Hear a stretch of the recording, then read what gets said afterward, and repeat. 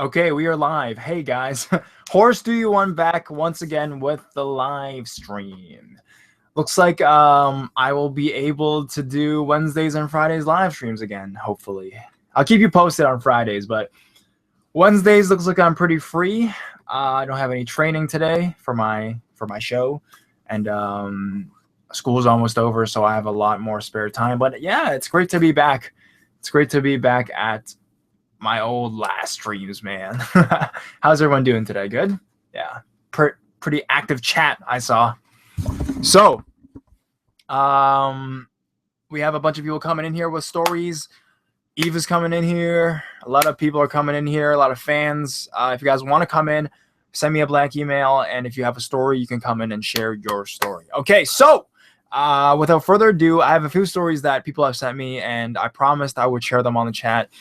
One's really interesting. The first one is a ghost dog, so I'm just gonna narrate that for you guys, and then I'll go to a longer one that was sent to me, and then we'll have other people come in here and they can share their stories as well. Hey, okay, yeah. So very smart. So some guy came in here, I think a fan. Skeletons, thank you. He muted his mic right away. You guys know, the moment you guys come in here, mute yourselves, and then we'll call on you. Okay, thank you so much, dude. We're gonna go to. I'm gonna narrate one, and then we're gonna start sharing stories. So I really like this one, actually, as it talks about ghost dogs. So I'm pretty interested in this. Let's take a look. So this happened to me sometime in March of this year. A little exposition first. I have never felt a strong paranormal connection or traveled the astral plane or anything. Also, when I was 4, the family dog Stuart, a big friendly golden retriever, died. Skip ahead 10 years and I'm sitting at home late at night watching TV, when suddenly our dog Maggie, whom we had adopted a couple years before Stuart's death, when suddenly she perks up and walks over to our back door. She isn't acting scared, but rather like one of our friends is at the door. Then out of the window I see what looks like a white glowing golden retriever walk by. I knew it was Stuart and I sat there, looking out the window for a good while. I wasn't afraid. I just went back to what I was doing. So, as far as I know, this has been my only paranormal encounter. Pet dog. I've never had a pet dog before. I've had a pet hamster who died. And he's never appeared. I don't know why. Maybe I should get a second hamster and then they can communicate. So, we have one person in here. Let's go to them. And I think they're rather young, but it's because they have a cartoon for their profile picture. But hey, it's a skeletons, man. Skeletons telling puns. Hey, Hey, you're a girl. yeah. How I old was in here once, but like, I was like super flustered and nervous. Oh no, you sound great now. How old are you and where are you from? 13 in Ohio. Okay, so what kind of a story do you have, actually? Well, usually. Huh? No, I'm just adjusting your Oh. volume because you're like way loud. But what Oh, kind of sorry. a story? No, it's fine. What kind of a story do you have? Is it a ghost story or Well, this is kind of like a stalker I have, kind of. at 13? Well, it's like he's my age, but he's like stalks me all the time. What does he do? I have it written down because so like at the beginning of the school year, I like sat up by myself, had my earbuds in because I do not like to socialize with people in the mornings. Mm-hmm. Same. So I get really pissed. I joined this anime club, and there was this guy who came up to me, and he was like, "Is your name Grace? I think you're on my bus." And I was like, "Yeah." So he invited me to sit with him on the bus, and I was like, "Okay." So like whenever I sat next to him, he gave me like a ton of candy, which I don't really eat because I have braces on. Right.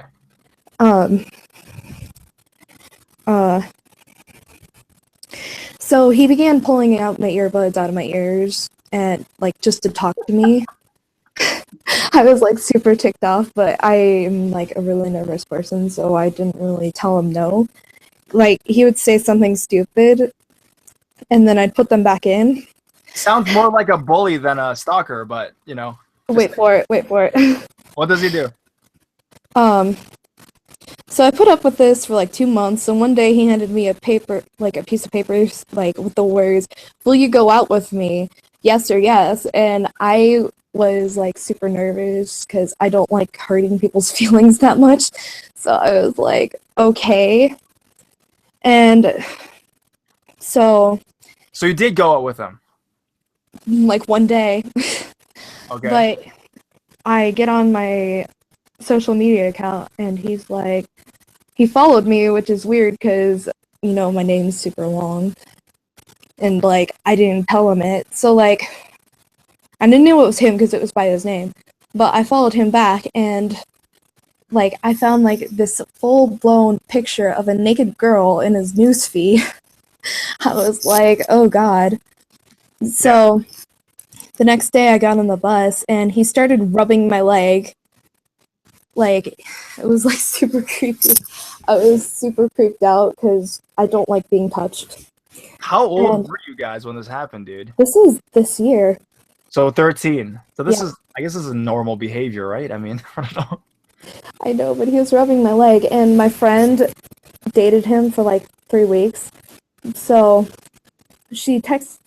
I told her about it, and she was like, he used to stalk me, and he sent me a ton of emails when we were in a relationship.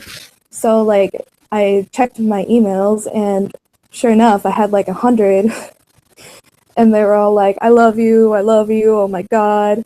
So I broke up with him, and so he tried blocking me from getting to a different seat from him, and I was like, what the heck? And he kind of followed me around in the hallways, even though I wasn't near his classroom. Basically, Wait, hold on. I mean, I think that you just didn't like him very much, and I don't know why you went out with him if you didn't like him. So, I mean, I didn't, but like he stares at me all the time. He follows me around, and so like recently, I yeah, sat on the bus, and because my one friend who sat with me after that creepy thing he did, like rubbing your leg and stuff. yeah, she had surgery, so I didn't really have anyone sitting next to me, so he kind of like basically sat on me, and then he was out for like a week, and he came back in, and he like leaned really close to me, and he whispered, "Why didn't you say you missed me?" No, Yeah. this just sounds. Hey, we've all. And I got this letter from him saying, "I have never had a relationship with a girl for more than 3 days." And one of my friends told me he sniffed her hair. Just like, Yeah, it sounds like an immature guy. I mean, if I were you, I would just avoid him. And yeah. that's it. So besides this, have you ever any other encounters like with ghosts or anything like that you can talk about? I know, like, I found out recently that my, like, neighbor across the street from me is a rapist. Is a rapist? Wow, I mean, this is the story you should be sharing. Like, Jesus, what's the thing with that? Well, I don't know much about it, but recently we got, like, because we get a lot of sex offender notices because we have, like, this bad apartment area. So,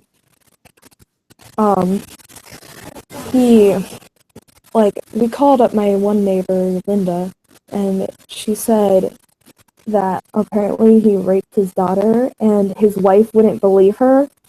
So he went to jail for a few days and then he got out and the mother still didn't believe her daughter who had gotten raped by him. And so the daughter ended up killing herself because no one would believe her, even though he went to jail for it. See, this is the kind of story you should be sharing on my channel. Kind of story. Wow. Okay. Well, I mean, does the guy live there now, or is he? Yeah. Like, whenever I walk home from school, he's, like, sitting out there. I don't know. He's just, like, sitting out there. Because we knew that he had a daughter and that she died. But we didn't know that she had, like, killed herself. Okay. Yeah.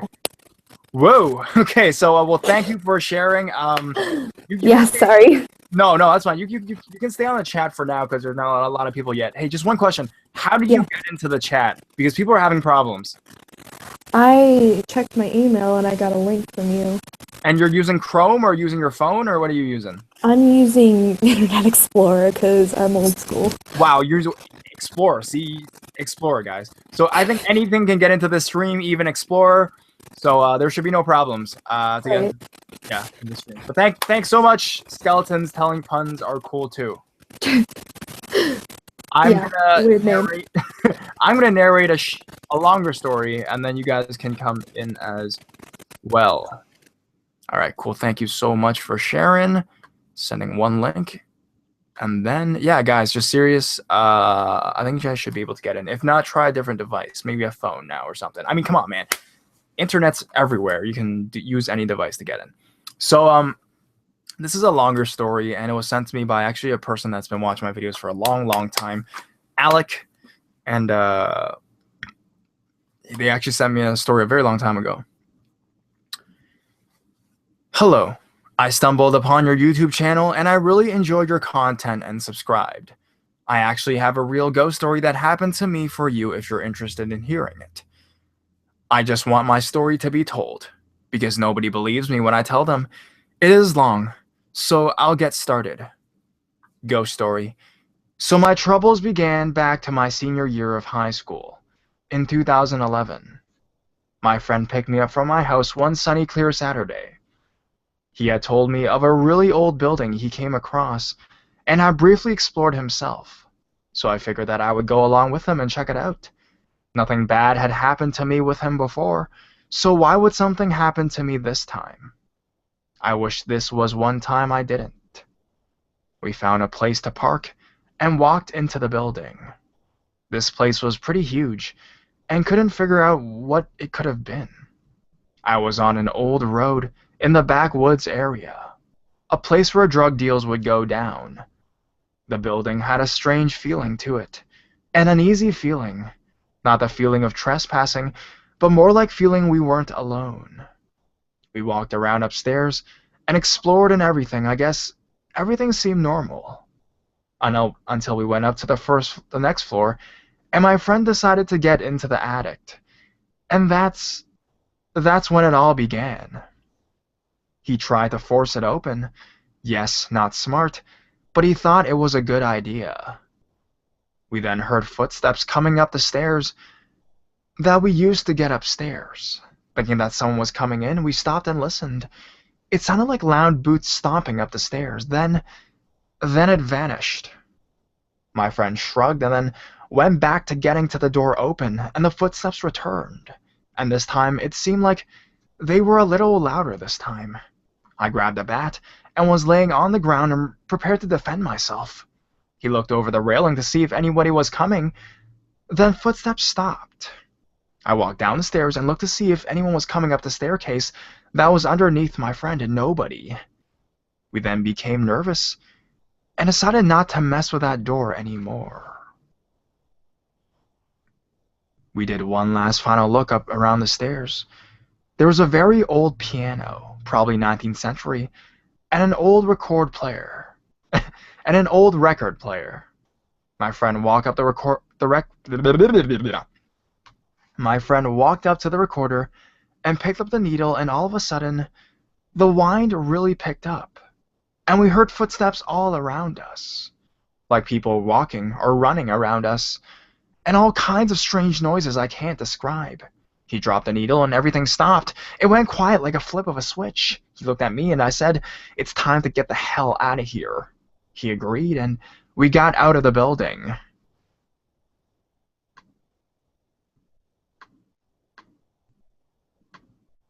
Before we left, we noticed a small room that was under the small boiler room. My friend went back to get a brief look. I stood in the doorway and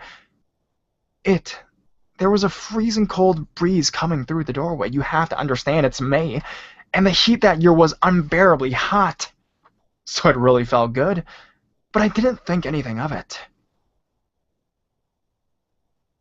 We finally made it back to my friend's house and decided to do some research on the building. Turns out it was an old schoolhouse back in the day.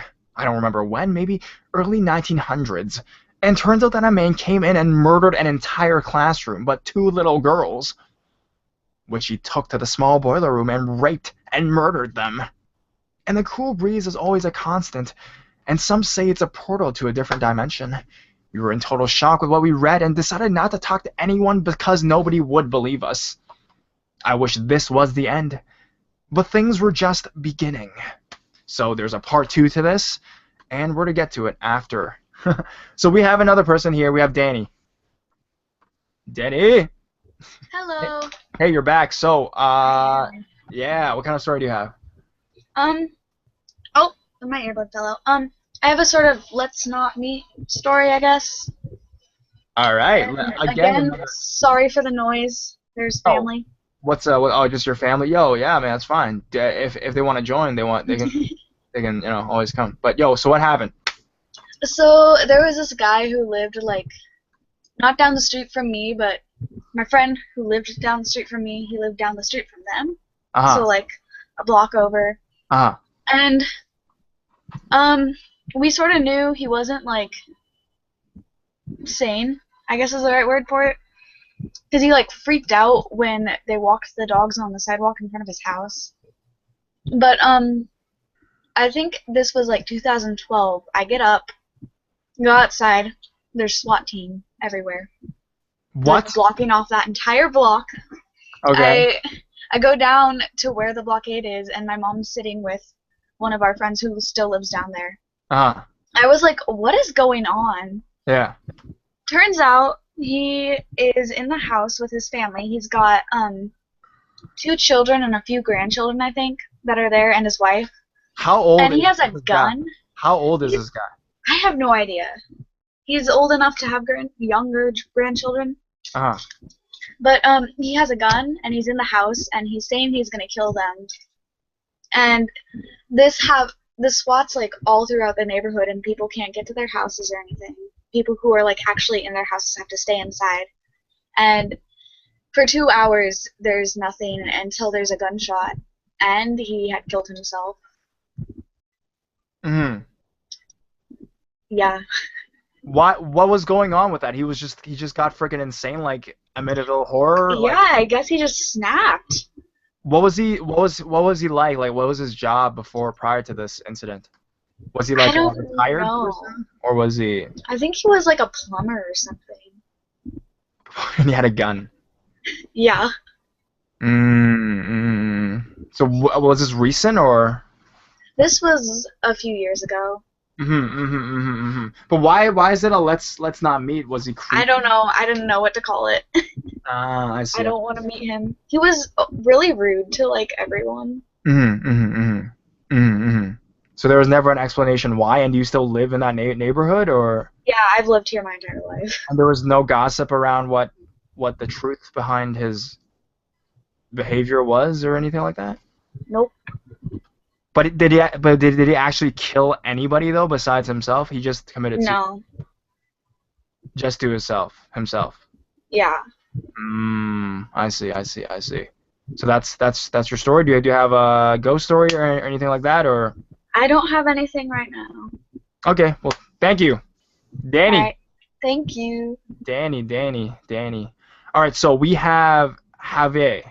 Did I pronounce it right, dude? Sorry if I didn't, dude. I'm serious. Close. All right. So how old are you and where are you from, dude? I'm 17 from Wisconsin. You probably do remember me. I was the one who sent you the photo of the apparition in the backyard. I don't remember that. 3 o'clock a.m. cemetery. Ghost box. Well, I think I remember your name. It's really unique. You did. Yeah, maybe it's that or that you comment on a lot on my videos, maybe. But thank you for coming. What? So is there like a follow up on that picture or something or what? Yeah, I actually met up with a couple other people and we edited the footage to show like a little bit more better to like enhance it. And there are apparently 2 apparitions there. So there was a head, and then there's the little girl itself. Because I kind of forgot the story. Do you mind to just reiterate really quickly what it was about, or just give a brief?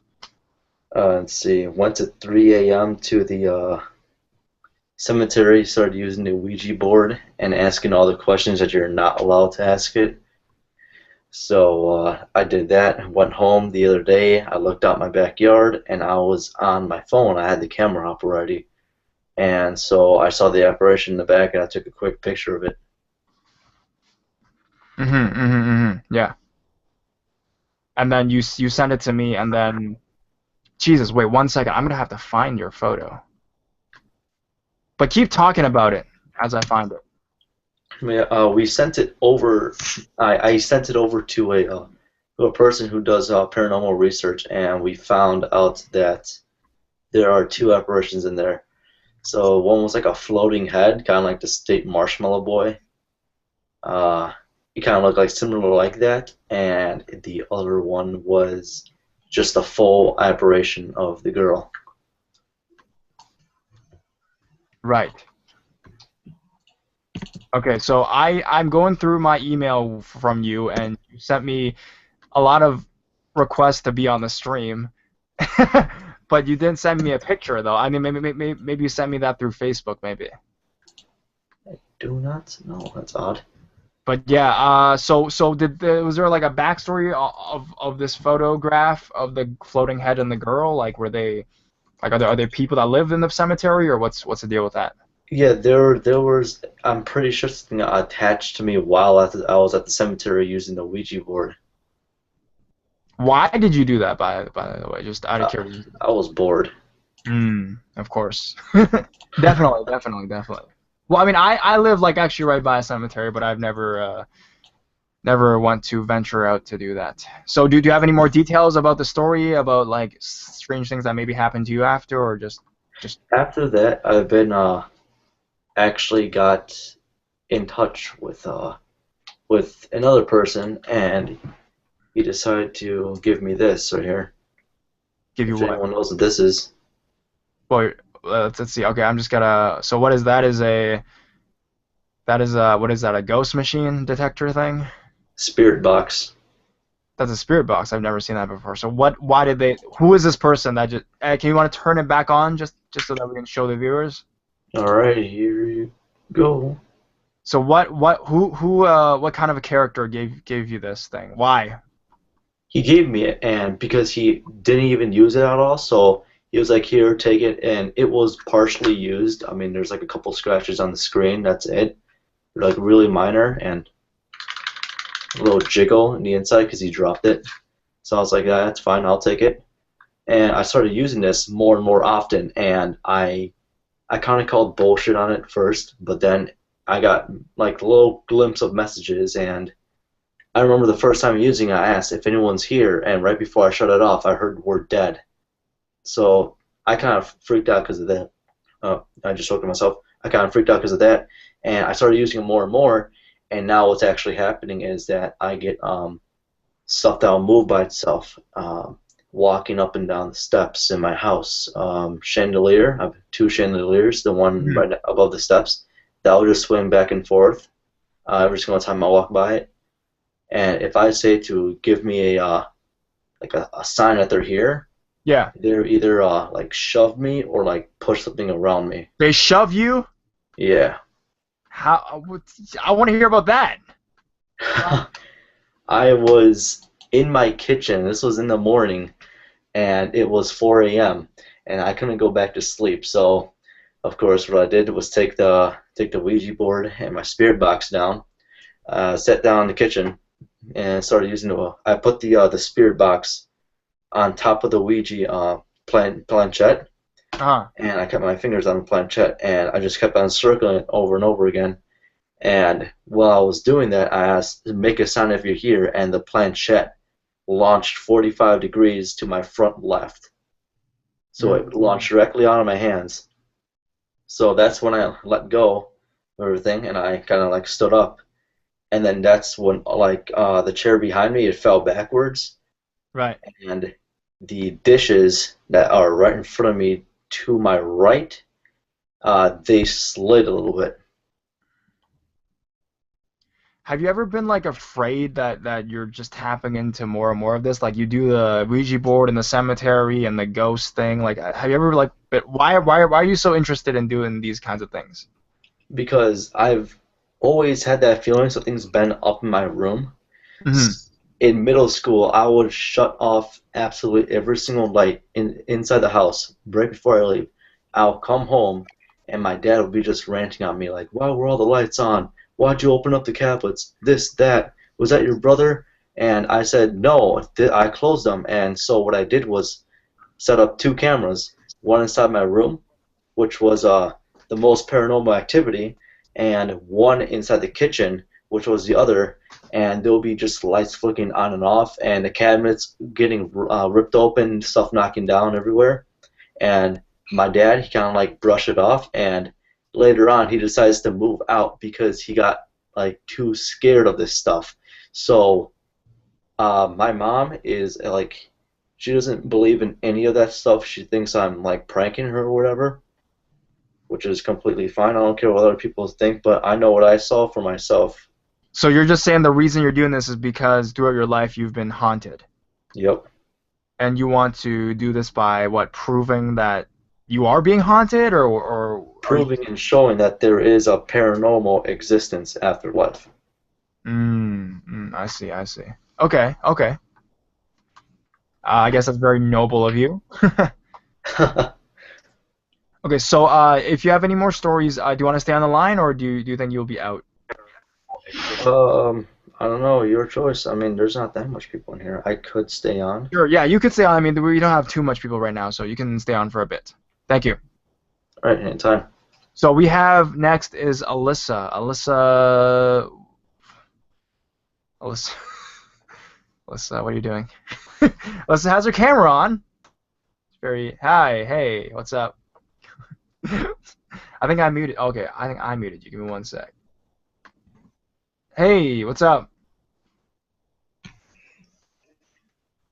Is even. Hey, hi, hi. How old are you and where are you from? What's going on? So much whispering. Okay, let's just have Alyssa turn on. Can everybody else mute themselves, please? So we have Alyssa. Hey, Alyssa. Hi. Alyssa, can you speak?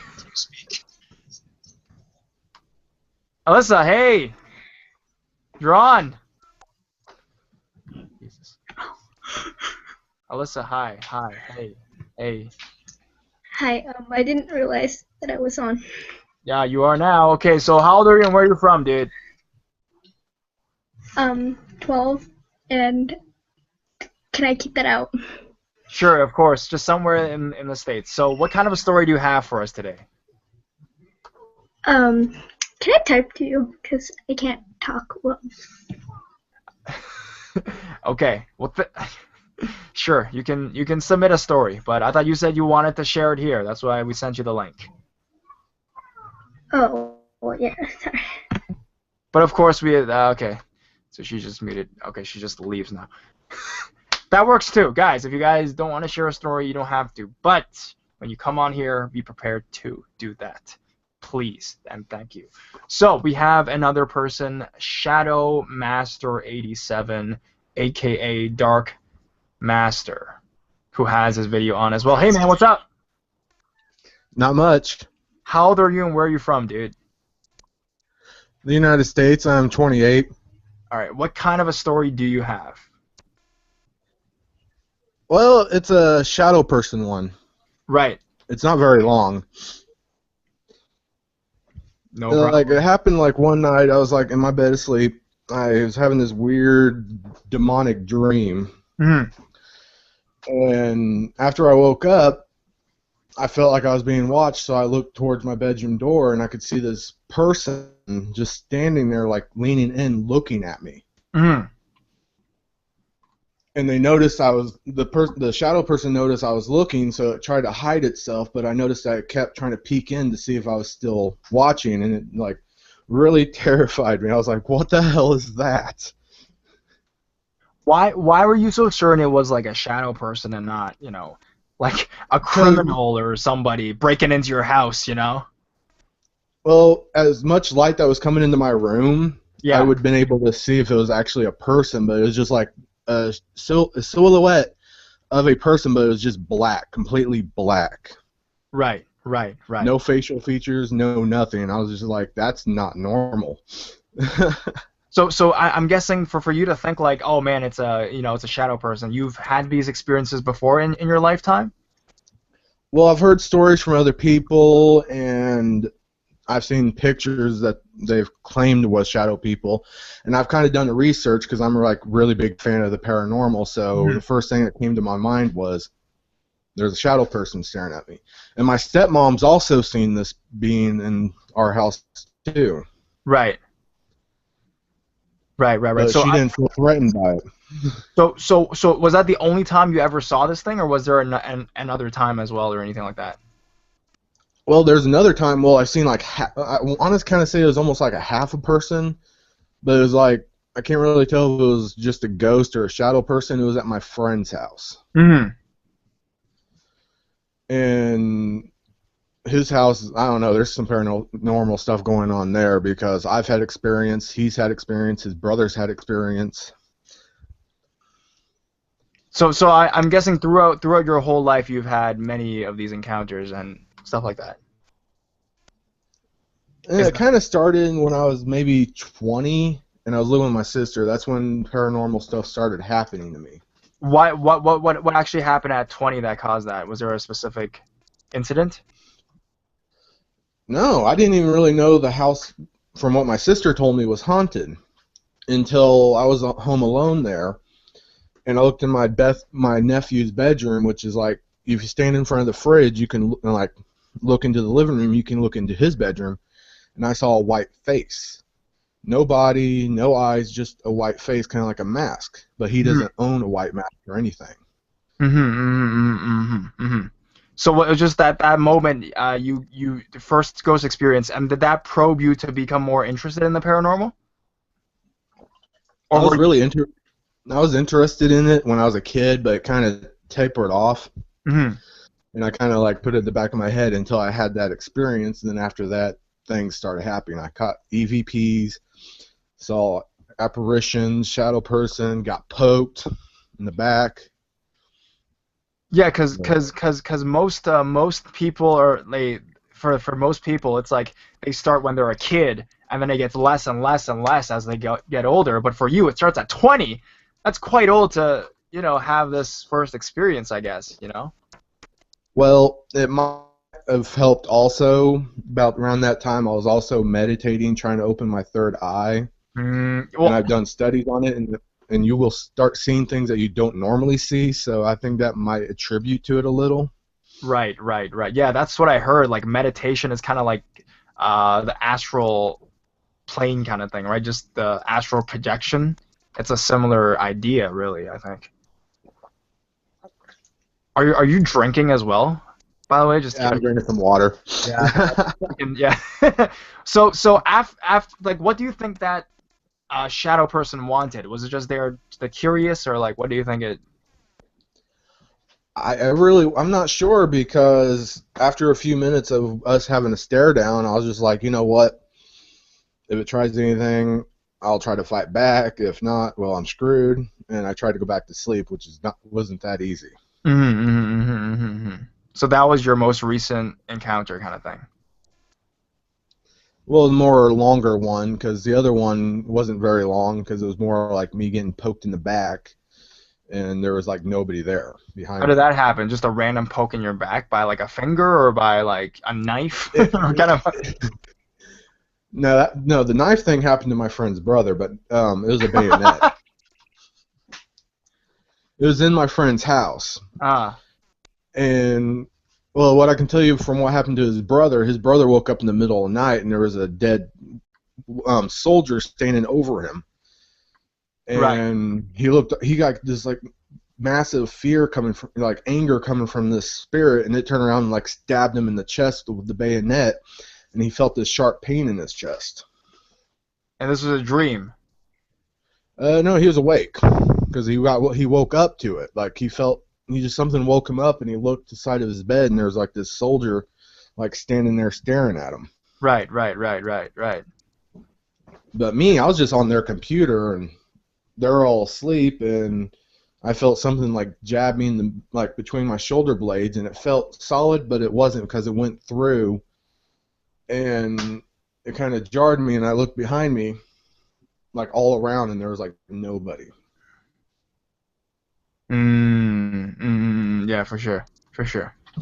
Yeah, man. Well, I mean, hopefully, I mean, these experiences are gonna be less and less in the future for you, unless you want to see them, which, you know, if you do, I mean, there's a lot of paranormal fanatics that are on my channel, so you can contact some of the people on here as well if you're really interested, because there's a bunch of like psychics and mediums and those people.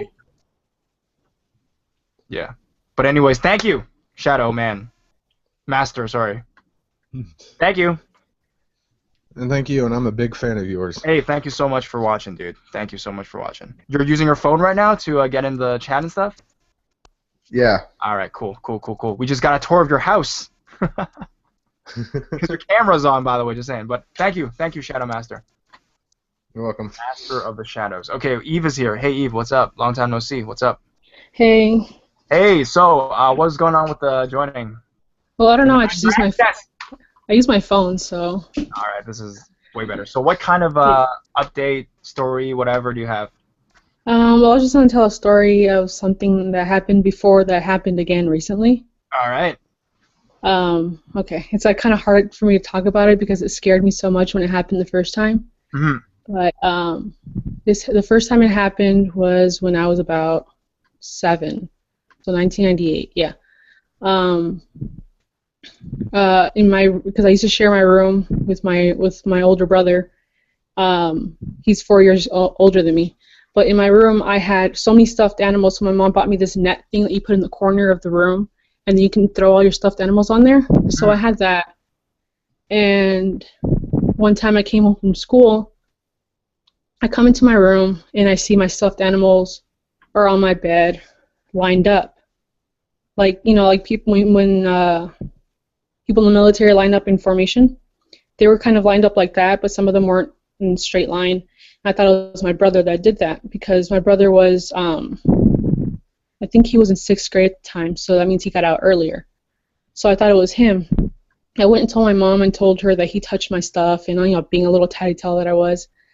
And then she's like, your brother hasn't been home. He stayed after school. So I'm like, okay.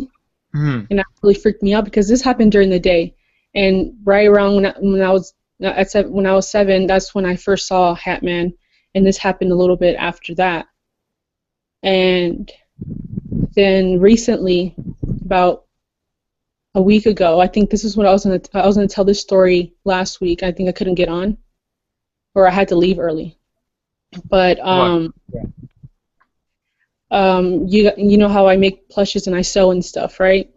Yeah, your own business and all that. Yeah.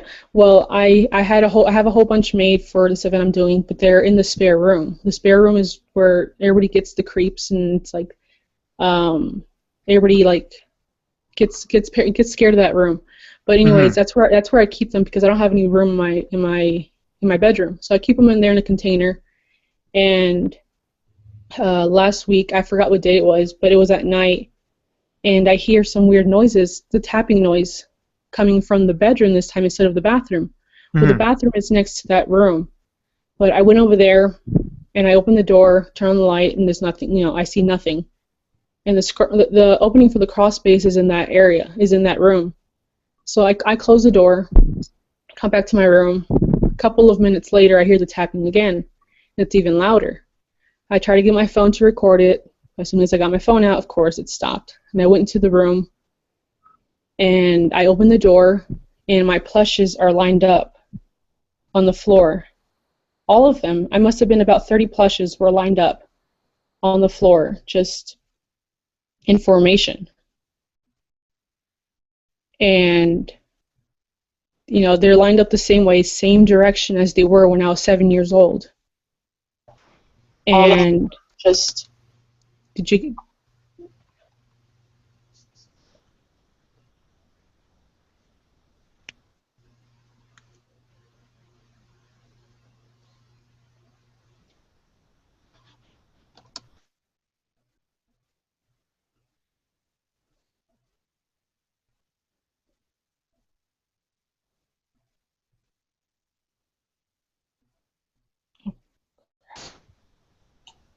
Oh, there we go.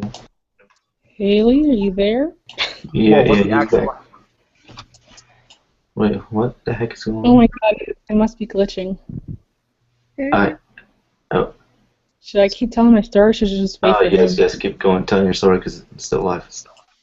Okay, Okay, we're well- still live. Okay, guys. Okay, okay, sorry. Okay, repeat your. I'm just gonna wait for him to come back. Uh, I'm gonna wait because apparently he wants to hear it. So. when you don't pay your Wi-Fi bill, so you have to use McDonald's. Oh. Using that dial-up. Oh. Oh my god. At least it didn't, disconnect the live stream. That looks back. So, how's everyone's day going? Good. Okay. Haley, are you there? Okay, continue your story. I had to go. No, I'm kidding. No, the internet fucked up. Continue your story. What part did you get cut off on? It doesn't matter. Just continue the way it was. Okay, well, anyways, I went into the room and the plushes were lined up, the same way they were when I was 7, and they were just lined up in the same direction. I take my phone out to take a picture because I want to show you guys, and my phone won't take the picture. And while I'm trying to take the picture, 2 of the plushes start sliding across the floor, not fast. They were sliding really slow across the floor. And then I'm freaked out because of the fact that happened. The same thing happened when I was 7, so it's like, freaking me out. And I close the door and just leave it, and I come back into my room, and then I go back into the room. Everything's still the same, and the plushes are where they were on the floor. And I pick them up and then put them away, and then the tapping noise kept going on that entire night. I didn't even sleep that night. And yeah, that's pretty much it. Like I try to record the tapping, but my phone wouldn't let me record anything. I try to grab my camera too because I have a camera, and nope, nothing. So like every time you try to record anything in that area, it like just malfunctions and stuff. Yeah. So like basically you talking about it caused my internet to malfunction too. I think so because right when I was getting to the part where my phone, took my phone out to take a picture, that's when your internet went out. That is some paranormal shit. God damn it, Eve! Almost Sorry. killed my channel. I thought the stream was over, by the way, but thank you. Dude, that's insane. But do you think the tapping from your bathroom is the same tapping as this from your childhood, or do you think it's 2 different things tapping? Tap, tap, tap, tap. Well, no, I didn't hear. Well, when I was little, I heard tapping all the time, but never in the bathroom. But the tapping, remember I'd send you the videos and stuff? Mm-hmm. Yeah, it sounded the same, but I didn't know where it was coming from. Like I tried to go towards where I heard it from, but it just kept moving around me. And I'm guessing you didn't live in the same house when you were a kid. It's a different. No, yeah, this is still the same house. It's the same exact house? Yeah, same house. I grew up in this house Maybe it's the since I house was that's haunted. Maybe it's the house that's haunted. Well, when I go other places, I still see things like at my sister's. My sister used to live in the trailer in Mexico. When I go to friends' houses and stuff like that, yeah, wherever I go, I see them. Yeah. Yeah. Haunted life. Yep. All right, so Eve, thank you. We're gonna go to the next person. You guys can stay for now, I guess. Actually, I have another story. If you need me to share another story. Sure. If you can go after these guys or something, maybe by the end. Okay, so we have a bunch of more people, and then I guess we're gonna go to Solaria. Solaria has been on for a while. Sorry for making you wait so long. Hey, what's up? How old are you and where are you from? Hi. I'm 26 and I'm from Texas. Cool. What kind of a story do you have? I actually have a few of them, but this particular one is a do not fuck with the Ouija board Of course. story. No, fuck with the Ouija board. All right. Oh, world if I would like to not have to go through this again. I was spending the night over at a friend's house, and we had done all the regular stupid teenage kid shit, truth and dare, and which, by the way, teenage girls hyped up on sugar, truth or dare, gets really, really racy at 6 o'clock in the morning. Yeah. But we'd done all the stupid juvenile shit, and we were like, hey, we're gonna. My friend pulls out a Ouija board because supposedly the woods behind her house were haunted, and she had no back door, like back fence. Okay. So she was like, hey, we're gonna pull out the Ouija board and we're gonna do this, and I'm looking at it going, I'm good.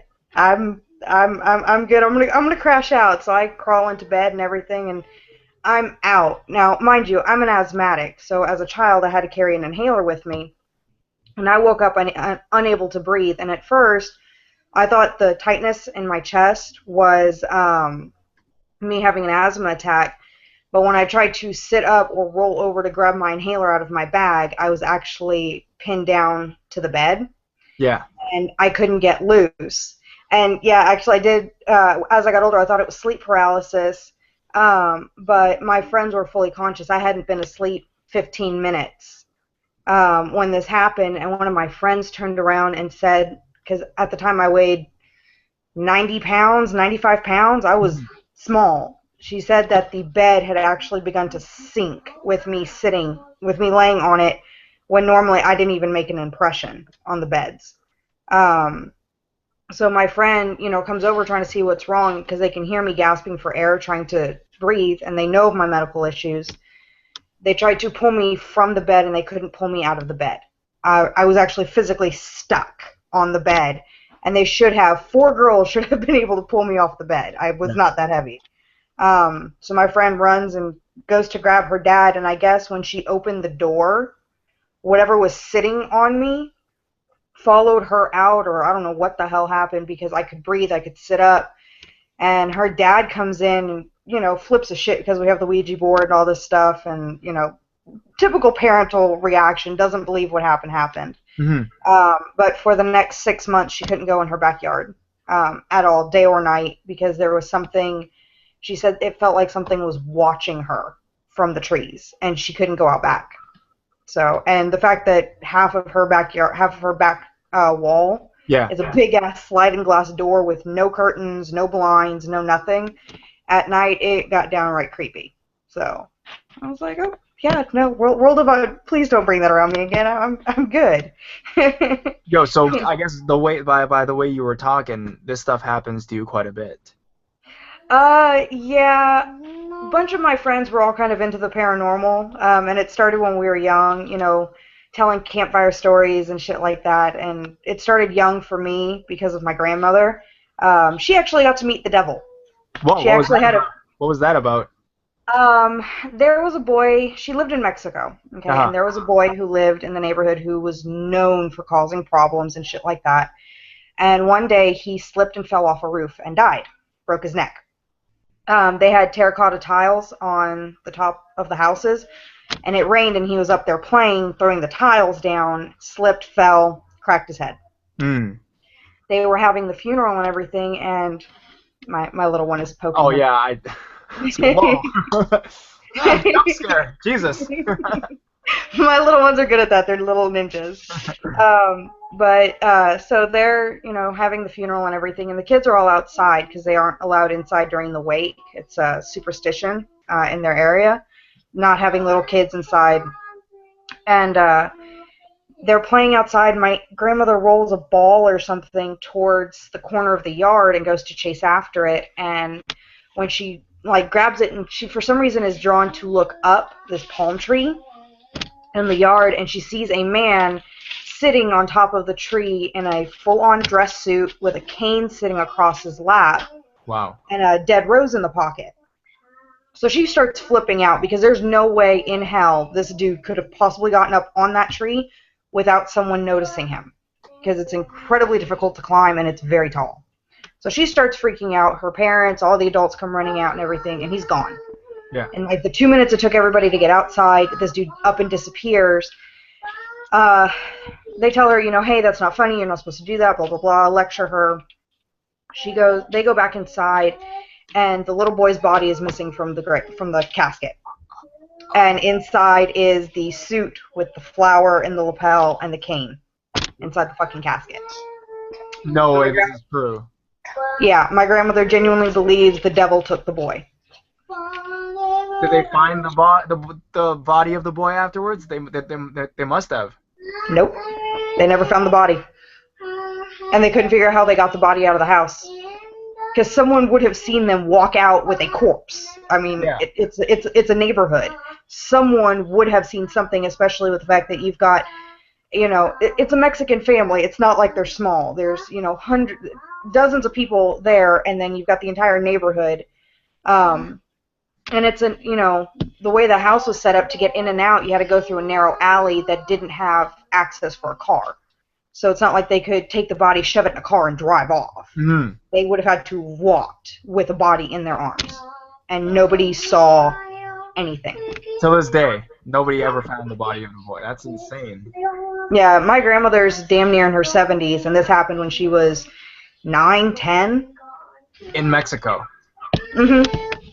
Did they take the suit and look at what the story was behind the suit, like what brand it was or stuff like that, or? No. Where she's from, it's at the time it was a small town. It's Sinaloa, right there by Sinaloa. So when they saw that and the body disappeared, they went all superstitious, buried the casket, everything. I mean, threw as much holy water as they could on that bitch and buried it. They were like, nope, world of nope. So I'm guessing the reason you're kind of inclined to the paranormal is mostly because of her, your grandmother. Yeah, she told me the story as a kid, and as a little kid, we all believed it was to scare us, right? To keep us from messing up and acting up. It does sound like an urban legend, It really does, but when my great grandmother confirmed it, we pretty much all. When your great-grandmother goes, no, this actually did happen, you're like, okay, yeah, it is not an urban legend. What's going on back there? Yeah, she gets a little loud, and then I can't hear people and makes this thing echo, so. Yeah. But yeah, after that, I started getting curious, could that really happen? I was trying to debunk it. That's why I got into it. I was trying to prove that it couldn't happen, that no, things like that didn't really happen, and you kind of fall down the rabbit hole for that one. Mm-hmm. So the Ouija board story was the worst one you've ever had in your experience, or is there another one you can share? There's one that's. Oh no! Don't leave. I was very interested. She just paused, dude. Or am I paused? Who's paused right now? I'm still talking, so We can hear you. I know, right? What the hell's good? Hey, oh. Hi there. I don't quite know what happened. Okay, so yeah. Jesus. I was so into it, man. I was so into it. We'll wait for her to come back. And so, how was your day, everybody? That's spectacular. Thanks for asking.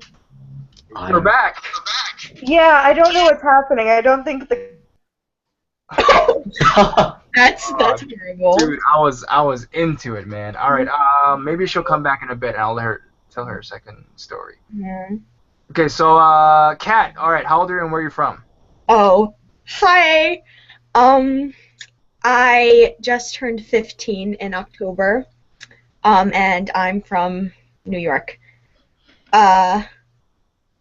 This is weird. I'm not used to doing stuff like this. Oh, don't worry about it. You're doing great. You're doing great. So what kind of a story do you have? I have kind of a paranormal story. Nice. Let's hear it. Yeah, okay. So all my life, I've been around the paranormal. I've been around things that could be considered paranormal or not average. I remember when I was really little, I think every kid goes through that phase where they think, oh, I'm a vampire, I'm a werewolf, some sort of phase like that. I went through that, but I was a witch. Okay. And I kept going through these things where I would think that I was seeing things in the corner of my room. I would see these little things running across. I kind of grew out of this phase where I would see people in my room. I would see them walking outside of my house. And as I got older, maybe I'd say 8, Yeah. I grew out of it. Oh no, this couldn't be real. There's no possible way that something like that could have been happening. And then Christmas rolled around. Christmas rolled around, and it was just around the time where those, like, little mechanical things with the ears came out. I think they were, like, Furby or something. Mechanical things with the ear. Yeah. Okay. They were like the rubber ones. They were really creepy. I don't know why I wanted one, but I did. Okay. Well, I got this for Christmas, and it's maybe a week or two after Christmas, and I had it on the side of my bed. My bed is put up, so... Is the phone ringing? What? I'm sorry. So I have my bed set up against the wall. It's right along the doorway. The doorway opens, and you'll have the side of my bed. You have to walk in a few steps before you're able to actually enter my room. I have this doll thing, let's just call it doll thing from now on the side of my bed. And I'm playing. I have makeup scattered around, little kid makeup, things like that. It's all scattered around my bed, and I go to sleep. A couple hours later, I wake up. I think it was like 2-something in the morning. It was really early, and I was tired. And I wake up to this thing talking. It's like voice activated, so you have to talk to it for it to speak back. And first thing that came into my head was, I must have been talking in my sleep. But then it kind of turned. Like, the head of this thing turned around and looked at me and started saying things. Half of it didn't make sense. It was mostly rumbles, but then some of it was things like, you abandoned me, you stopped looking for us. Little creepy things like that. 8-year-old me started freaking out. I was crying in my bed, hiding under the covers. And it started to shake. Not my bed, but just this toy. And it fell off of the bed. Yeah. So I do the one logical thing that any kid will do, and I hide under my covers. I stay there, I'm shaking, I'm crying, and everything got really cold. My parents are insane about keeping the heat up. Where we live, it gets really cold in the winter, so they had the heat up to maybe 90.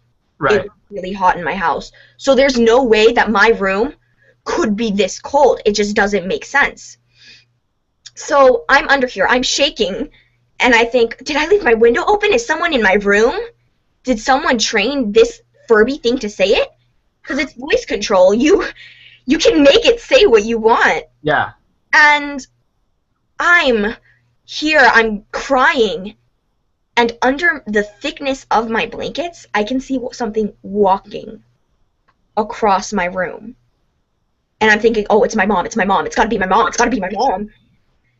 And I kind of look up a little more, but then I'm thinking, how is it possible for me to see my mother through this thick blanket? And this black shape starts to put a hand down over my quilt, and I can feel the ice from its hand. Did it freeze? I think it froze. No, I'm still... Okay, because my screen froze, the camera froze, I think. Okay, it's still working. Alright, but I can feel the cold from this thing's hand on my quilt, and I started hyperventilating. I was scared. And then there was this big, bright light. Like, if you ever read a book and the character dies and they see the white light, it was like that. So, of course, now I'm more scared, and I'm like, oh god, I'm gonna die. And I flung my covers off because I'm like, well, at least I'll see what it is. And it's morning. I'm thinking, oh god, this was a dream. Thank god it was a dream. Because when I was little, I was prone to having so many very, very bad and disturbing nightmares. So I'm thinking this is a dream. Until I look over at my wall. My wall is covered in the makeup that I mentioned earlier. It had been thrown off my bed, and this doll thing is broken. The head was torn off on the ground. I was terrified. I started screaming, and my mom ran in. And she ran in, and she sees this doll, and she starts screaming, you broke it, you broke it. Your brother hasn't been in your room. We haven't been in your room. You broke your doll. You just got this. And I'm crying and saying, I didn't touch it. That kind of brought me back into all these things that are supernatural. ever since then, I've been able to see things. I've been able to predict things. I predicted a month before my parents split up that they would split up. I predicted my grandfather's death. I predicted that he would die having to do with something involving alcohol, and he died from liver failure. My aunt, I pictured her stomach hurting extremely. I had a dream that she was crouched over in pain from her stomach. She was diagnosed with cancer and died 3 months later. All of this stuff started happening, and I started being able to see almost people's auras. But it was only on certain people. I would be able to go to school and look around at these people and say, you can do something. You can do something. You want to be a doctor. And you can do something. I'm kind of able to manipulate emotions as well. It's these... I'm trying to find a way to explain it without sounding like a nutcase. So, premonitions. Premonitions, yeah. Like I said, with my grandfather, I was able to predict his death. And what scares me the most about this, I can't tell when I'm dreaming or when I'm actually predicting something. And he died in like a split day. There was no in between. There was no waiting period to predict that he was going to die. He was completely healthy, but then one day his organs just shut down. It was just his liver. It stopped working. So this happened, and I was terrified. And I didn't know what I was doing. I didn't know how I could see these things.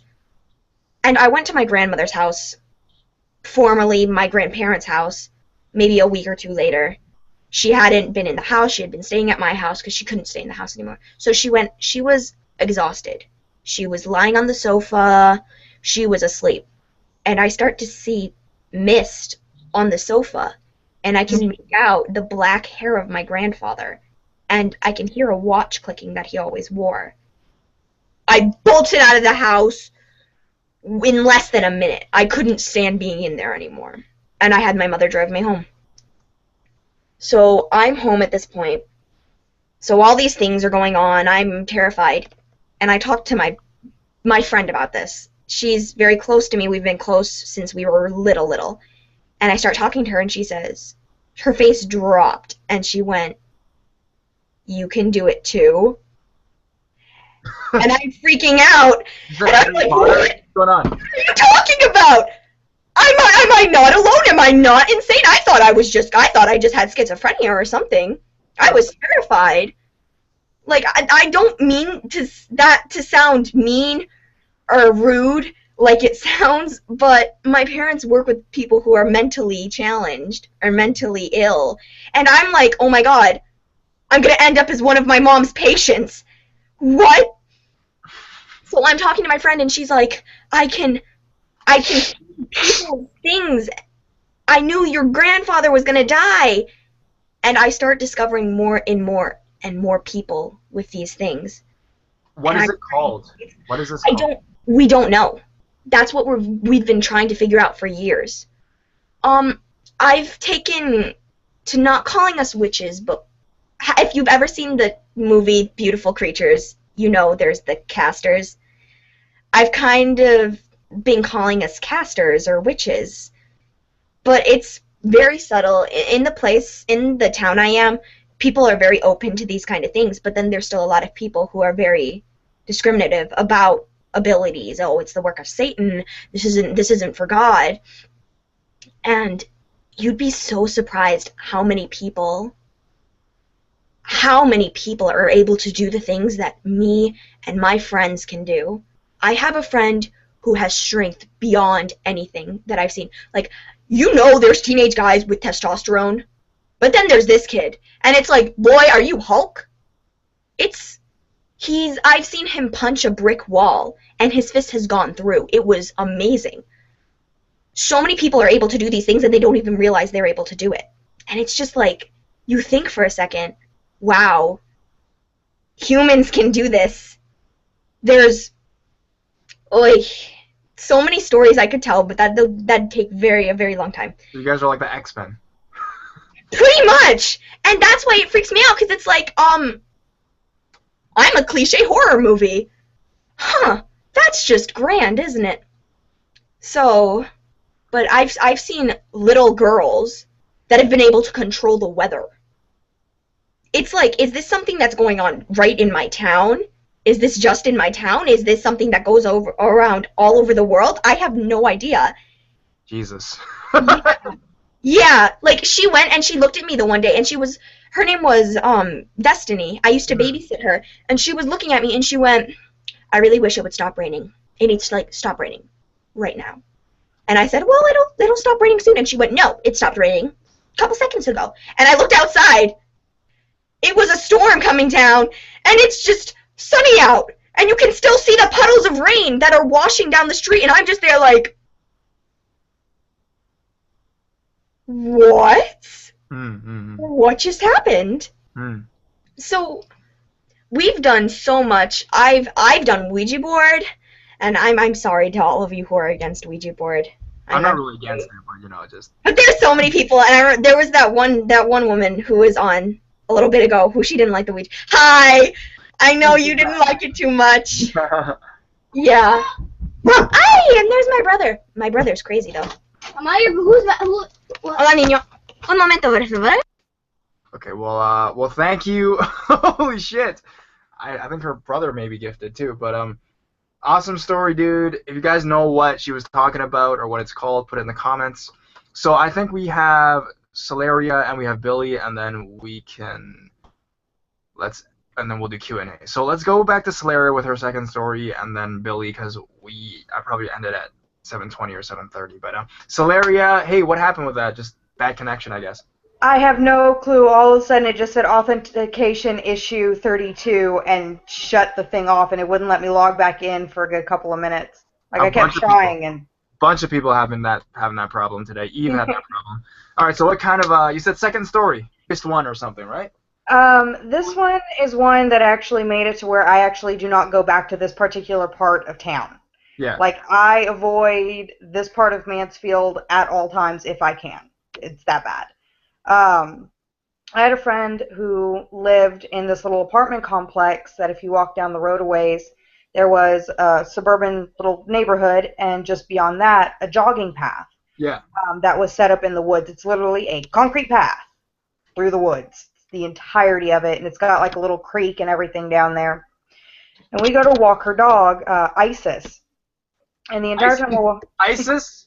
Yeah, she is a big black dog. Well, she was a puppy at the time, but she's a little black puppy named Isis. And she didn't like the woods. We went at night, and it's got to be September, October, so it's getting later in the year, so it's dark and it's kind of chilly. And the dog was not having it. The dog wanted to go everywhere but right where we were headed. Mm-hmm. And the way the woods were set up on the right-hand side was there was the remnants of a chain link fence. Like someone's house had been there at one point, but it had been torn down, and they just never removed these like 3 sections of fence and the gate. So it had like a little arch and the actual little swing gate. And so we go through it and everything, and the dog is flipping shit. Okay? Never had this issue before, and the dog's just not having it. And we're thinking, oh, there's probably like a dead animal or something nearby that the dog can smell that we can't, and didn't think anything of it. So we keep walking, and we actually see a full-on circle set up. Someone actually did a 9-foot big circle in the middle of these fucking woods. Circle? What's that? Like a witch's circle. Okay. And I mean, there was like a little fire pit, and there were twigs all around denoting the circle and everything. And so we just, we're looking at it and everything, and I'm looking at my friend going, so did you get the really sick feeling in the pit of your stomach too? She goes, yep. Awesome. That's all I needed to know, that I'm not going crazy. So I'm like, all right, well, let's finish up this walk and get the hell out of here, because I don't want to be in here any longer than I have to be. And as we went to turn away from the circle, I lost my vision. I've been able to see clearly up to this point because there's street lamps. Right. And I lost all but like 3. Okay, you know how you can see just underneath a curtain or something, like on a stage? You can kind of see people's feet and stuff moving back and forth underneath. Uh-huh. That's what my vision got reduced to. I could see from like her ankles down, and that was it. I couldn't see anything else. And I was like, all right, we need to go the other direction. I grabbed my friend, and her dog was more than happy to fucking tear ass out of this particular part of the woods. And so we're like, fine, we'll walk in the neighborhood instead, because there's, you know, street lights and it's a little bit more, you know, populated. We're walking, and I'm watching something jump from puddle of light to puddle of light, like trying to avoid the street lights, following us the whole time we were walking the dog. And anytime we stopped or we were in a shadowy area for too long, you could feel something like walking up on us and trying to get really close. And, you know, we'd get into the light and it would like back off a little bit, but like it was waiting on the outside. Like it literally felt like we were being stalked by something that wanted to eat us. Did you see the shape of this thing? Was it a human figure, or was it like a skinwalker figure, or what kind of a... It was just a shadow. There was no defined shape. It was just a black mass following us as we walked the dog. And as there was actually a house that had burned down on the return route back up to her place that nobody would go near. I mean, this house had been burned down for 10 years, and all that was left was the foundation, and nobody's bothered to build on it. The grass is completely dead. I live in Texas. Shit don't die till, you know, December. You know, there's something growing everywhere, and there wasn't even dollar weed or clover. There was nothing on this entire plot of land. It was completely barren.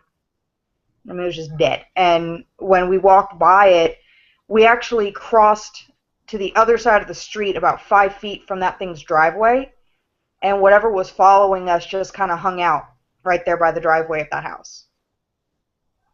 And after that, my friend, she would drive her dog 2 miles to a park and go walk the dog in the park instead of walking it in that neighborhood again. And I won't even go to that side of town, because every time I go, I get that sick feeling in the pit of my stomach, and I actually feel like I'm going to pass the hell out. So I won't go over there anymore. So the burned down house and the circle, all of it was near that park that you won't go anymore. Mhm. It's literally, it's like, I don't even think we walked a full mile walking the dog from her apartment to walk the dog all the way back. It wasn't even a full mile. The whole round trip. Right. So we don't know if it had something to do with the house, if it had something to do with the circle. We don't know what it had to do with, but we both were like, you know, no. Because even in the daytime, she had issues. The dog wouldn't go anywhere near that part of the neighborhood, even in the daytime. So, is this the same friend with the Ouija board and the house, the forest behind her house? Is it the same person? No, two different people. This is my friend Shay. She's actually from New York. So of the two of us, who's going to be the skeptic, she was going to be the skeptic and be like, yeah, whatever, it's not there. And no, when you got two girls pretty much power walking themselves back to where there's people and light and stuff like that, like, because we kept getting the feeling that if we stayed by ourselves for too long or stayed over there for too long, something was going to happen, like, just that. It's kind of that roller coaster feeling when you get to that very top part of the roller coaster and you're just waiting to go down. That was the sensation that we both had, like we were waiting on something to happen. Yeah, and it was not a pleasant sensation. It was not a pleasant experience. And even after that, I lived in my grandparents' house, and I was still seeing shit weeks later. Right. And it was just like, whatever it was, either it followed us or it followed her, or we don't know what happened, but I mean, there were things there, and it was not a pleasant experience. Okay, well, thank you, Solaria. We want you to come back next week if possible. You're a great storyteller, by the way. It's very... Thank you. I think you have a lot more, right? I'm guessing. Oh, Lord, do I. If they're not mine, they're from my friends. If you can come back next Wednesday or Friday or anytime. Oh, yeah. I'll send you the link. All right, thank you. So we have Billy, and then we're going to do Q&A. So Billy. Billy. Billy's been here for quite a while. No, Katie, your story was freaking it was epic, man. No one's. So Billy. Okay, so Billy's mic is not working. I'm thinking, or did I mute her? Did I mute you, Billy? I think I did. Hey. No, I think that was just me. Okay, how old are you and where are you from? Hello, everybody. I am 21 and I am from California. So what kind of a story do you have today? Well, it just really depends on what you guys want to hear. I have different kinds. I have paranormal, some that actually happened with real live people, alien stories. It just really depends on what you want to hear. Let's hear the alien story, dude. Let's go with that. Okay. I want to hear that. All right, sounds good. Now, a lot of people interpret out-of-body experiences to be either sleep paralysis or they actually have it to be like alien encounters. Now, with my family, a lot of these encounters have been happening ever since my great-grandmother. Now, we're half Central American and half Italian. So my Central American side is all about the witch culture, and the Italian side tries to keep away from that side of the family. So we stay more in contact with the Central American, and apparently this has happened throughout all of our family. But I'll start with the ones that happen between our household, which is my mom, my dad, my sister, and I. Okay. So back when we were living in Los Angeles, we were living in this one-story house that had 4 bedrooms. My parents would sleep in one, and my sister and I would share one at the time. It was this old house built in the early 1900s. So recently, when we had moved in there, we decided to yank the carpet out and just replace it all with wood floors. So when we started putting in the wood floors, we would actually hear footsteps at night. So at first, we just kind of chalked it down to the house is pretty old. It probably has some spirits here. And one day, all of us were just sleeping. And I had this pretty vivid nightmare where I was just sitting on a slab, when I was just laying down on a slab, and I can just look around, and I have very vivid dreams. I look down and I'm completely stark naked, and I see these figures, tall figures. They looked about 7 feet tall. Yeah. Just standing over me. And I feel them probing around my abdomen area. And at first I'm just saying, this is just a dream. Just a dream. And as soon as something were to happen, I'll be able to wake up.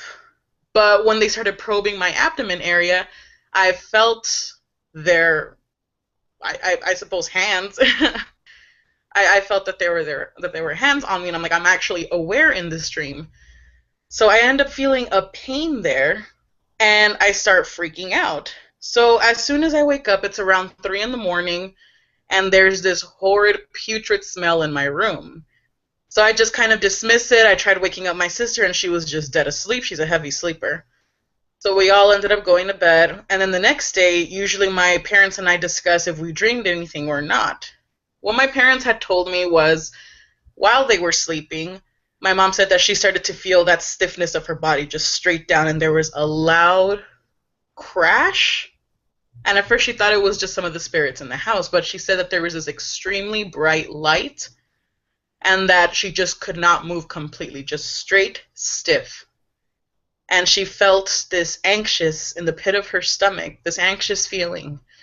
And she said that she started hearing noises in the house, and she felt uneasy. She heard the doorknob slowly turning, and she said that there were about 5 creatures just standing around her bed, surrounding her and my father. And the scary part thing, she said that they were close to 7 feet tall.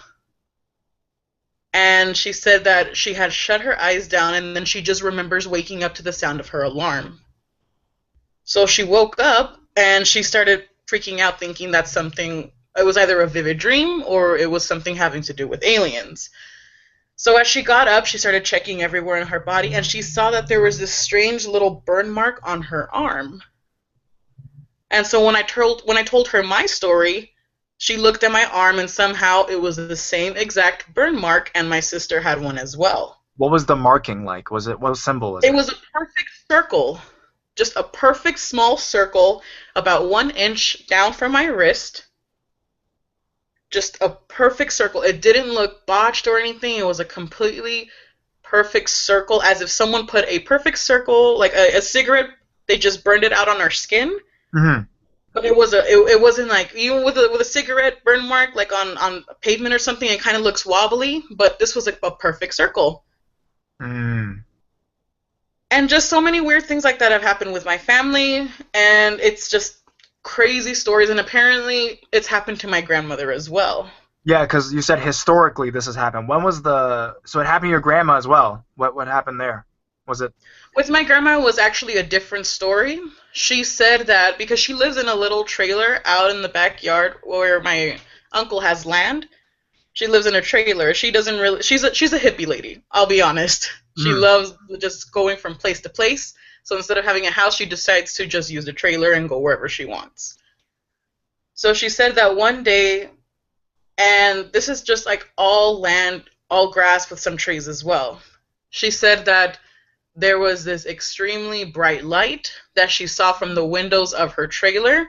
And she said that this has happened to her ever since she was a child. But she said that the older that she got, the more they've come to visit. So she saw the light, and she knew exactly what was going to happen. So she started looking in the backyard, and she felt that there were the presence of multiple, I can't say people, I guess entities, that there were multiple entities in the backyard. And then all of a sudden she just heard a voice in her head telling her, just go to sleep and everything will be fine. And my grandmother is just an intuitive person. She knew that this wasn't her conscious. She felt as if it was just like a telepathic message that was passed on to her. Mm-hmm.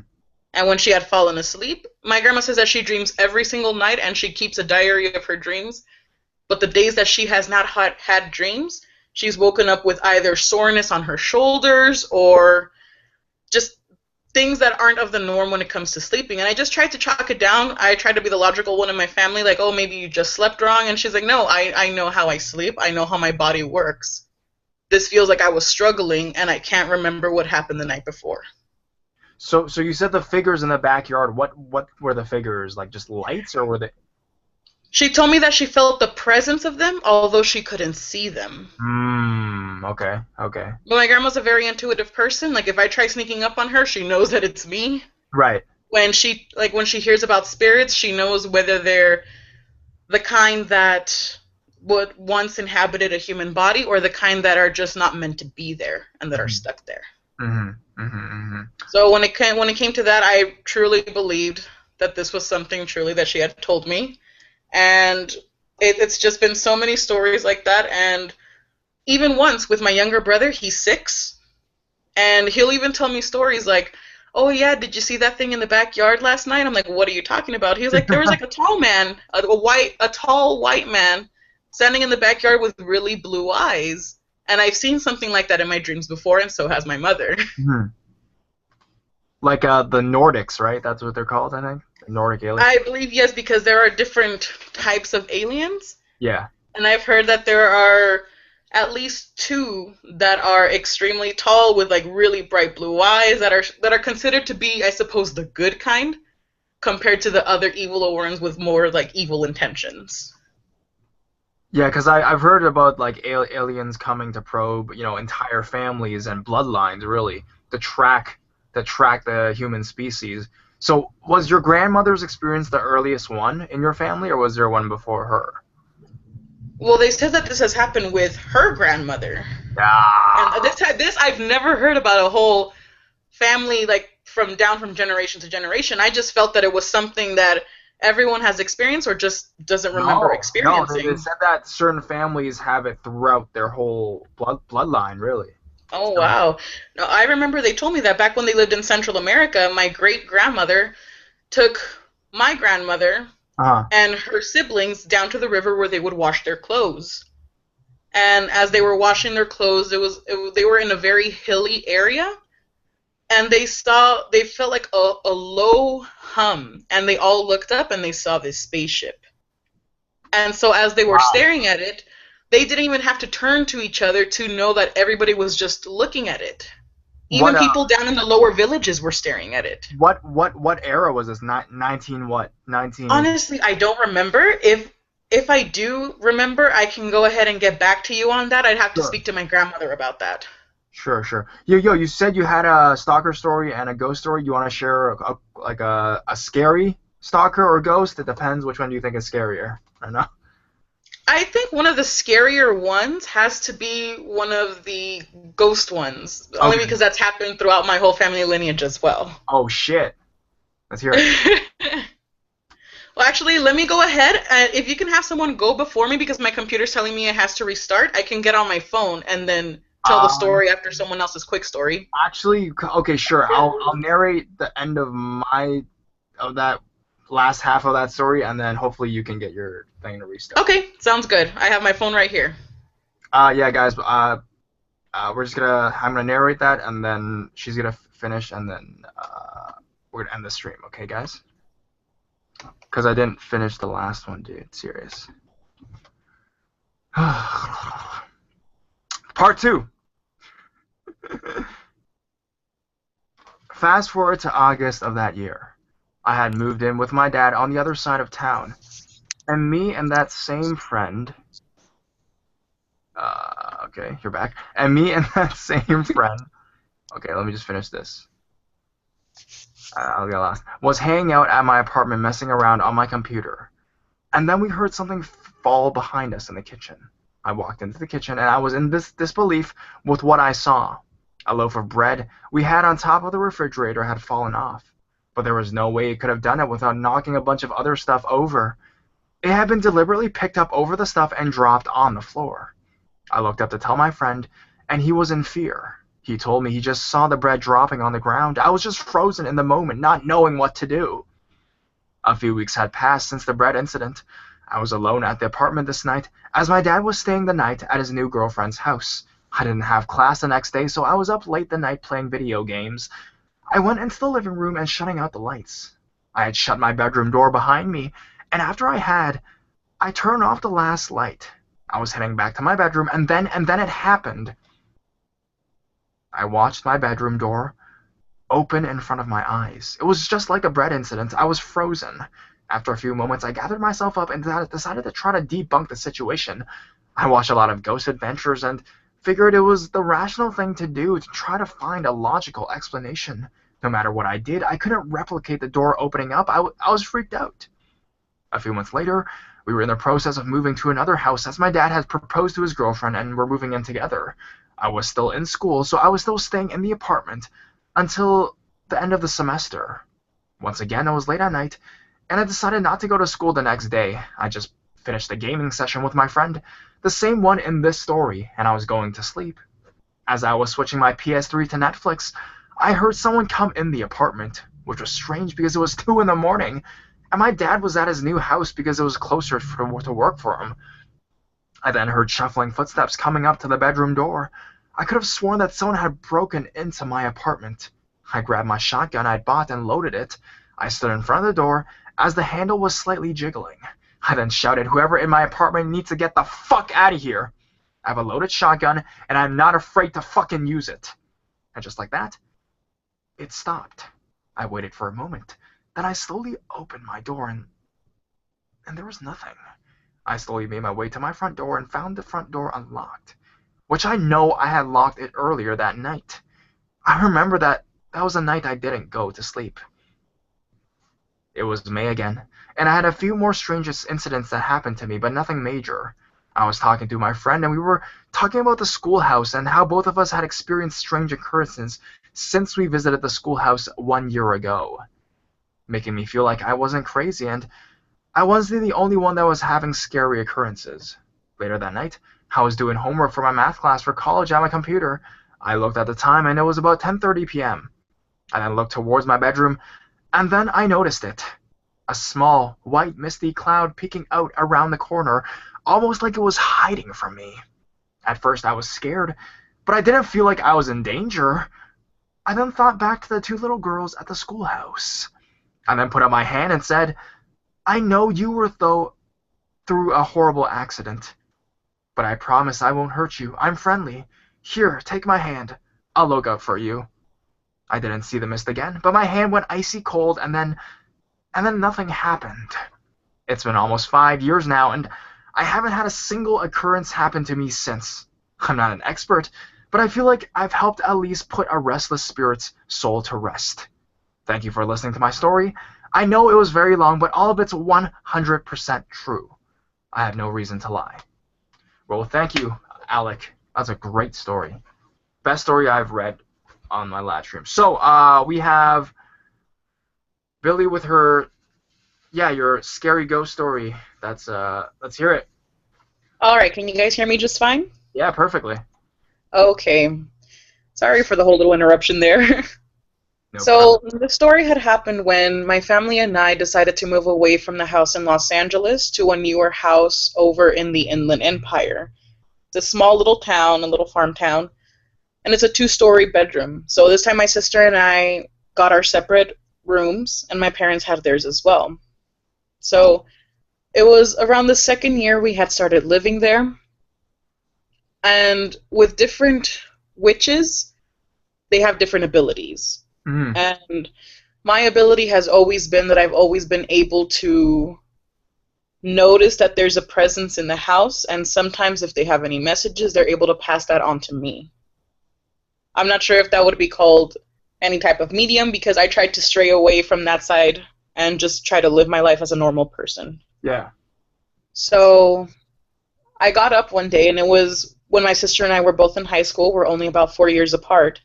And I got up to brush my teeth, and I see this tall, dark figure with scraggly hair and super long arms that were almost to the floor standing by her door. And I see it from my peripheral vision.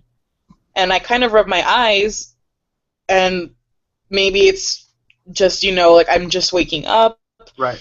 And it's still standing there. And I wasn't going to confront it. I grabbed my phone, and I ran into my restroom, and I told my mom about it. And she's like, okay, well, go check on your sister, see if she's alive. So I ran into my sister's room, and I kind of poked her, and she was upset that I woke her up. So I'm like, okay, she's fine. Maybe it was just nothing, And the next morning, I saw that figure there again, just standing outside of her door. And so I told her, I'm like, have you been having any weird dreams or anything? And she's like, no. And I'm like, okay, well, I see this figure standing at your door. And she's like, oh, well, maybe it's nothing. Maybe it's just there, We haven't really, cleansed the house or anything. So I just kind of let it go. And then the next day, it's no longer there. So I feel fine. I wasn't freaked out that morning until she comes downstairs kind of looking tired. And I asked her, I'm like, oh, did you not have a good night's sleep? And she says, no, I was having a nightmare. I saw that thing there. It's like I went through sleep paralysis. And I saw this dark figure just standing in my room. Mm-hmm. I'm like, well, what did it look like? Because I never described it to her. She said that it had just messy hair, and it was tall. I'm like, oh, okay. I didn't want to freak her out by saying it was the same thing. Right. And she was like, no, and I just saw that, and it kind of freaked me out. Like, was that the same thing? And I'm like, oh, well, I don't know. I just try not to think of it, Yeah. She's like, okay, well, maybe it was just a dream. And then around this time, she started getting high fevers, and she started feeling sick in her abdomen area. So I would tell her, I'm like, maybe you want to go to the doctor? And she's like, no, maybe it's just like a stomach flu, and it'll pass by. But for about 5 nights straight, she saw that entity in her room. And on the 5th day, she said that she had a dream where she was in a glass coffin. And she saw that there was this dog sitting right next to that entity, and that it started barking at her, but it couldn't get at her because of the clear coffin that she was in. Mm. And she said that the dog started giving birth to puppies, to just bloody, dead, stillborn puppies. And my sister kind of freaked out, and I had never known that she had gotten the contraceptive, the IUD, the one that's placed inside of your body. Yeah. And she thought that maybe that was a dream telling her that she might be pregnant, even though she has that contraceptive device. So she went to the doctors. Turns out it had mislodged itself, and it was causing an infection in her pelvic area. So when that happened, she had gotten it removed, and she got the proper medicine so she can go ahead and get this bacterial infection just taken away. And she said that on the day that she was taking the medication, she saw that entity in her room, and she told it thank you for warning her and it just walked away. And so I was thinking, I was like, even though it might have looked scary, maybe it was just there to warn her that something was going to come. Right. And it happened once more. I only saw that entity once more, and my sister had moved out with her now fiance. I saw it upstairs one more time, and I was kind of scared, thinking, what if something bad medically is going to happen to either my parents or I? Yeah. My mom ended up having a miscarriage about 2 weeks after I saw that entity again. After she's trying to have another child. That was just a pretty scary one, and apparently my parents had a run-in with that entity as well with my younger brother. My younger brother was around 2 at that time, and we try not to put any form of religion because my stepfather, he himself and his family are Catholic, and my mom's more on the paganistic side. So they always raised us to be whatever we want to be, but when we're older, of course, they're going to inform us about different religions. So my brother was outside just minding his own business and playing around, and it got to nighttime, and we grill outside, and we have lights on and everything. And we have a pretty large backyard, and around the garden area where my mom grows rosemary and all of that, he said that there was a witch out there. And my mom was like, okay, well, what does a witch look like?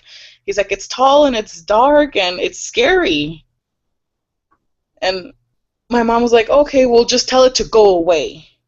And so my brother just stomped his little foot and he said for it to go away. Then he started bawling uncontrollably. And my parents didn't tell me this because I was just off with my friends doing I don't remember what, but they had another encounter with this thing as well because they said that they were in the computer room and my brother's like, oh, well, the witch is outside. I know that the witch is outside. And my parents were like, oh, no, it's nothing. And then my brother said it has a dog with it. And my parents chose not to tell us this for some reason. And then when I told my parents about what my sister had said, that there was a dog that had warned her about that, they're like, well, maybe it was the same thing. So when you saw the figure, was it also a witch? I don't consider it to be a witch because I know for pagans, there are different witches that we just look like the same as everybody else. Right. So maybe as my brother just read some spooky storybook and figured that that was a witch. Like a typical stereotypical image of the witch. Correct. Black, kind of. Yes, correct. Just something that would scare him because I don't know where he would learn that from. I'm assuming school or something. But it wasn't even around October, so I don't understand where he got the concept of witch from. When that's something that we don't discuss in front of him. According to you, what is this thing? According to what my grandmother had told me, she said that there are certain entities that can inform you. Sort of like how there's the legend of the... Oh, I have it on the tip of my tongue, and my mind went blank. No, no, it's this legend that basically in Scotland there's this woman who wails out the banshee. There you go. Which is basically when someone is going to die, the banshee knows, and it's basically already in mourning. Right. So she said that there are different entities. For all we know, this could be my sister's watcher. And that could be the reason as to why I was informing on her, but it didn't make sense to me because it also informed us on something of my mother as well that happened to her. So it could be your family's watcher, basically. I mean, at least it wasn't malicious, but it looked malicious. You said it freaked you out. Yes, it did look pretty malicious. Why did she have to look like that? Can't you just put on some makeup and, get some new clothes? Well, I mean, even from Pinocchio, the fairy godmother still kind of freaks me out. She looks like an alien that just pops into your room, all glowing, and brings a wooden person to life. Right. Of course. Definitely. So this is, was that the last time you guys saw this thing? Was the sister incident? Yes, that was, although the last time we saw it was when my mother had her miscarriage, yes. The mom incident. Yes, from there on, I've been happy that I haven't seen it because to me that's basically saying that nothing bad is going to happen health-wise in our family. Well, you're getting a phone call, I think. No, sorry, they're messaging me from the group hangout. Okay. Yeah, there's a lot of messages going on. Well, thank you. Let's do the Q&A. Thank you for having me. Yeah, you can come back next time. Your stories are... Whoa. Sorry about that. It's okay. All right, so let's do Q&A. If you guys have any questions or in the chat Eve is here too. If you have questions for her, you can ask us anything, dude. Okay. Yeah, I'm looking at this chat right now. It's pretty crazy. As always. If you guys have a question in here, you can always ask as well, so it's cool. I got one for you. Yeah. Just... And there it goes. Never mind. Hold on. It'll come back to me. Hold Oh, she's a... It must have been an epic question. Yeah, thank you. Says, how do you get rid of a shadow person? I got no idea. Oh, I know this one. Okay, maybe you can... Actually, getting rid of a shadow person is fairly difficult, but if you use the right amount of sage and healing things, you can honestly just find them on Pinterest. It's that easy. You can look up cleansing things on Pinterest, and you'll be able to find. Not only can you use sage, if it's particularly difficult, hibiscus and palo santo, which literally holy wood, that'll get rid of damn near anything that you've got lurking in the corners. So you can also use frankincense. Frankincense too. Frankincense and myrrh. Oh yes. Yeah, frankincense and myrrh. Sage is my favorite though. Sage is my all-time. It works the best for me. I like your glasses. Thank you. Congrats on my opportunity. Yeah, thank you. I got an opportunity to do some TV stuff. Congrats. Yeah, so I'm gonna be doing that soon. That's why I've been so busy lately, and live streams have been the times have been different. But yeah, I've been doing that for a while. How long have I been narrating? It's almost 1 year actually. So in about 10 days, I've been my 1 year anniversary on YouTube. Awesome. What was your first video ever? It was a story I wrote called, I think it's called I'll Always Love You, and it's like a creepypasta. It's super corny. You can go check it out. It's my first video and comment. It's horrible or whatever, but I recorded it with my phone that I still have, so it's pretty cool. I have... what do you think about Matthew Santoro? Well, I think he lives in Ontario, doesn't he? He lives in Toronto. So he's a fellow Canadian, just like me, so it's cool. I think he's cool. You remember me? Yes, I remember you. Let's do 5 more minutes of this. Man, it must be so hard just to pick out random stuff. Can I share my story? Yeah, dudes. I mean, sorry about today. There's a bunch of people that wanted to get in, but we're running out of time. So I'm sorry, guys. I have to shorten these live streams, but hopefully next week you're a bit early, or on Friday if I'm doing it, probably.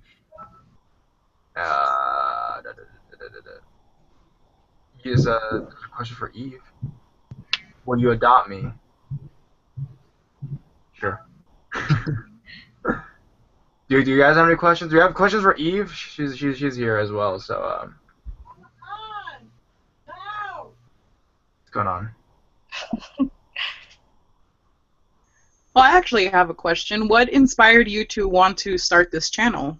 Yeah, I was listening to Creeps Like Pasta a lot, and then I was like, I can do it too, and that's kind of how. And then I just wanted to start with that, and I was like, let's do it. And then I did it every day, and now it's like my job. So the next live stream is gonna be a different topic. No, it's just gonna be scary stories. Eve, why are you so cute? Oh. Oh yeah, dude, I can totally see your face. Eve's such a cutie. Yeah, you can totally see my face. Dude, I especially like when those E's are like right in between the V. Right? What is your favorite type of story to narrate? Ghost stories, or no? I think like they're really interesting. Like I like the alien stories, but there's not a lot of them. where can you get holy wood? Is that even a thing? eBay. Probably. You can pick up Palo Santo from just about any metaphysical shop if you have one in your area. If you can't find a metaphysical shop, you can go online. Amazon will carry it. You can Google online resellers for herbs and things like that.